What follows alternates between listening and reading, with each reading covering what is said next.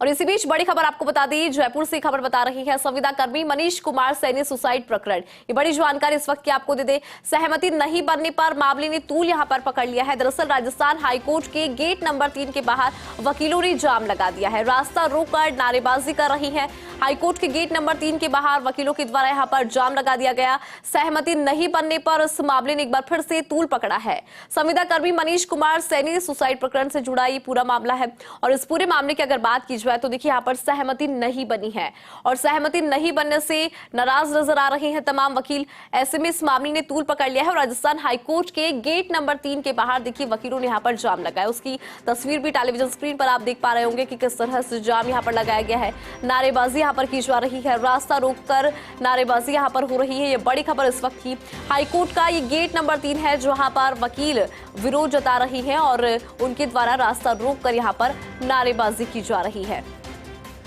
संविदा कर्मी मनीष कुमार सैनी सुसाइड प्रकरण है। सहमति नहीं बनने पर मामले ने तूल यहां पर पकड़ा है। हाईकोर्ट के गेट नंबर 3 पर वकीलों के द्वारा नारेबाजी, रास्ता रोककर यहां पर विरोध जताया जा रहा है और उसकी तस्वीरें टेलीविजन स्क्रीन पर आप देख भी पा रहे होंगे कि किस तरह से इस मामले में सहमति नहीं बनी है, जिसके चलते यहां पर देखिए रास्ते को रोककर यहां पर जाम भी लगा है और नारेबाजी भी की जा रही है।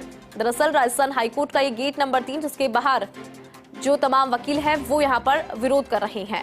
अधिक जानकारी लेंगे, हमारे सहयोगी कमलकांत हमारे साथ जुड़ चुके हैं। कमलकांत, देखिए इस पूरे मामले को अगर समझें, चूंकि सहमति यहां पर नहीं बनी और उस सहमति नहीं बनने के बाद की तस्वीर की बात करें, वो हमने दर्शकों को दिखाई भी कि किस तरह से हाईकोर्ट के गेट नंबर 3 के बाहर जो तमाम वकील है वो मौजूद है और रास्ता यहाँ पर जाम कर दिया है, विरोध यहाँ पर जताया जा रहा है, नारेबाजी हो रही है। जानकारी दीजिए।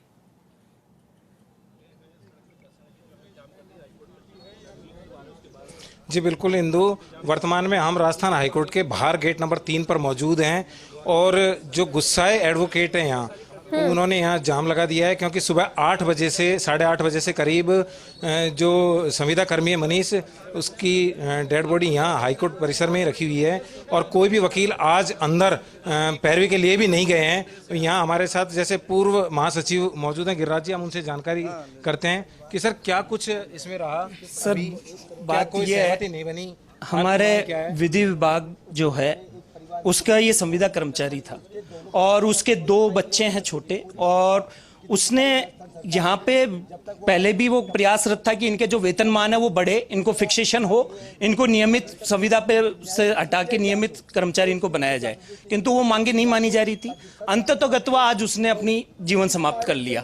अब सिर्फ सुबह से ये घटनाक्रम और नाटक चल रहा है कि जो विधि प्रमुख शासन सचिव है, सबसे बड़ी गलती तो उनकी है, जो यहाँ पे आए और आके 9 साढ़े 9 बजे वापस चले गए। उन्होंने आज तक अभी तक भी सरकार से इस स्तर पर बात तक नहीं करी कि उसके आश्रितों को क्या किस प्रकार की सहायता उपलब्ध कराएगी। ये सरकार का सबसे बड़ी विफलता है कि एक संवेदनशील सरकार को इतनी संवेदनहीनता नहीं दिखानी चाहिए कि एक शव का अपमान है। सुबह 8 बजे से वो शव वहां पे लटका हुआ है जिसको अभी तक ना तो पोस्टमार्टम हुआ है, इनकी लापरवाही की वजह से, उदासीनता की वजह से। ये लोग समय पर आके और वहां पे प्रशासन अपने स्तर पर बातचीत करके किसी भी प्रकार की कोई घोषणा नहीं कर रहा।